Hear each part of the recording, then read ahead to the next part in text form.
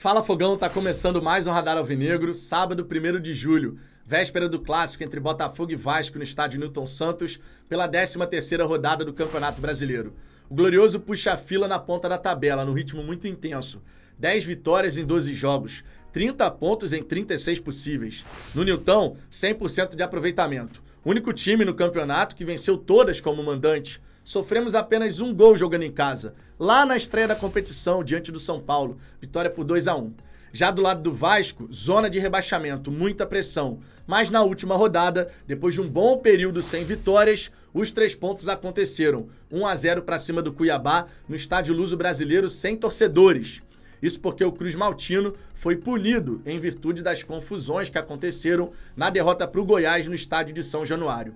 Duas equipes que precisam vencer por motivos distintos. Do lado de cá, uma resposta imediata após a saída do técnico Luiz Castro e sua comissão técnica. Fundamental vencer para mostrar que a gente segue firme e forte na ponta da tabela.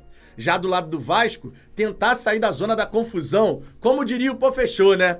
Não espero isso, logicamente, quero uma vitória do Botafogo, mas para a gente alcançar esse resultado, a gente vai ter que saber neutralizar as armas do adversário, porque sim, o Vasco, embora esteja na zona do rebaixamento, tem seus pontos fortes, mas também tem vários pontos fracos que eu vou apresentar nesse vídeo análise para vocês. Assim joga o Vasco.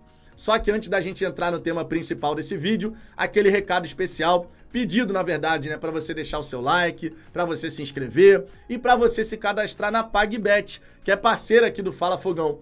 Você que tem mais de 18 anos, tá pensando em fazer a sua fezinha na vitória do Glorioso ou em outros jogos do Campeonato Brasileiro nessa rodada?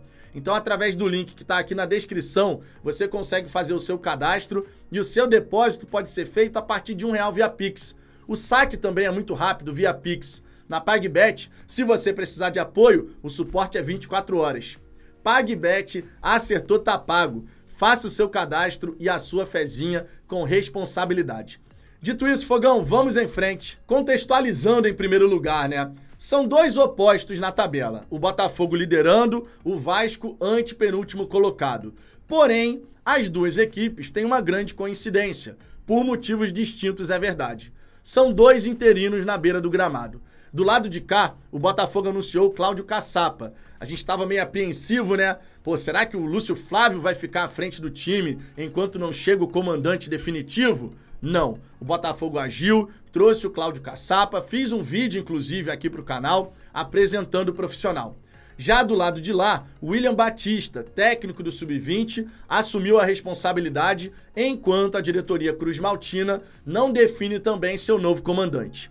William Batista, que por sinal está fazendo do uso de vários artifícios para poder fortalecer o lado mental, psicológico dos jogadores cruzmaltinos. Só para você ter uma ideia, vou trazer aqui a declaração do treinador, mesmo interino, né, dizendo como que Ayrton Senna ajudou nessa vitória diante do Cuiabá. Ele disse o seguinte, abre aspas, na pré-eleição eu mostrei um vídeo do Ayrton Senna. Ele larga em quarto, perde uma posição na largada e depois passa todo mundo na primeira volta. E eu falei para os jogadores hoje que hoje seria a nossa primeira curva. E fizemos nossa primeira ultrapassagem, que foi o América. Nos jogos seguintes, vamos ver como vai ser para a gente continuar nossa corrida. Obviamente, o interino sabe que o lado psicológico, essa dimensão mental, precisa ser fortalecida no time do Vasco. São artifícios que vão sendo utilizados para que você possa, do lado psicológico, fortalecer a equipe. Taticamente, tecnicamente, o Vasco segue tendo seus problemas, mas essa dimensão mental vem sendo trabalhada, nitidamente vem sendo trabalhada a partir do momento que o William Batista ficou à frente da equipe. Do lado do Botafogo, a gente também precisa ter essa preocupação. O lado mental, depois da saída do Luiz Castro e sua comissão técnica, precisa ser muito bem observado, justamente para que a gente não demore a ultrapassar, a superar a saída da comissão técnica, que era muito próxima do grupo de trabalho, né? A gente viu o ambiente que tinha sido criado. Infelizmente, perdemos essa atmosfera, pelo menos nessa relação com a antiga comissão técnica, mas vitória sempre mantém um ambiente positivo. E por isso, precisamos vencer esse clássico diante da nossa torcida. Torcida essa, inclusive, né, que esgotou seus ingressos. Estádio Newton Santos vai estar pulsando, empurrando o Glorioso em busca de mais uma vitória.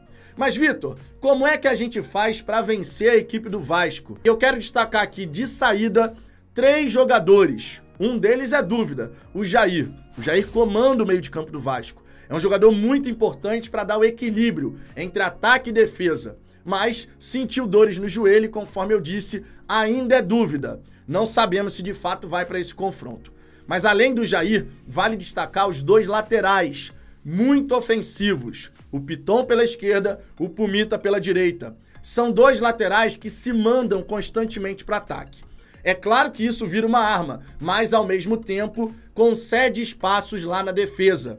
E por falar em defesa, é um sistema defensivo que marca de forma passiva. Em outras palavras, os jogadores até estão lá, mas não pressionam o portador da bola. E o Botafogo tem que tirar proveito dessa situação. É impressionante a passividade do sistema defensivo do Vasco. Os caras estão lá olhando o jogador com a bola, mas não chega junto para pressionar. Talvez o William Batista tente modificar essa característica da equipe, mas analisando os jogos anteriores do Vasco, mesmo diante do Cuiabá, isso foi muito perceptível. Em vários momentos, o cara tá na frente do portador da bola, mas não pressiona, não chega junto, e isso, claro, concede tempo e espaço que bons jogadores, como é o caso do Botafogo, podem aproveitar. Seja conseguindo uma enfiada de bola, seja conseguindo um lançamento, ou mesmo partindo para cima da marcação e desestabilizando todo o sistema defensivo cruzmaltino. O Vasco, que quando vai ao ataque, também explora muito os corredores laterais, justamente por conta da subida dos seus laterais. Os pontas, nesse momento, inclusive, abrem o corredor centralizando, ou seja, dando essa liberdade para que Piton e Pumita possam subir. Não é incomum, não é nada anormal que os 2 laterais subam juntos. Isso, conforme eu disse, concede espaços. E as costas dos laterais do Vasco precisam ser exploradas pelos nossos pontas. Júnior Santos deve jogar, imagino, e também o Vitor Sá, imagino. Esses 2 jogadores têm que conseguir explorar as costas dos laterais. O Pumita e o Piton, especialmente o Pumita, tem dificuldade na recomposição defensiva. Esses espaços tendem a aparecer. E o nosso jogo pelos lados do campo também é perigoso, assim como é o do Vasco, que busca muitos cruzamentos, diga-se. Cruzamentos esses que podem gerar dor de cabeça. Mesmo que o Pedro Raul não esteja jogando, o Vasco explora essas jogadas de cruzamento. Os pontas entram dentro da área. O Ryan, inclusive, menino de 16 anos, é muito perigoso, tá?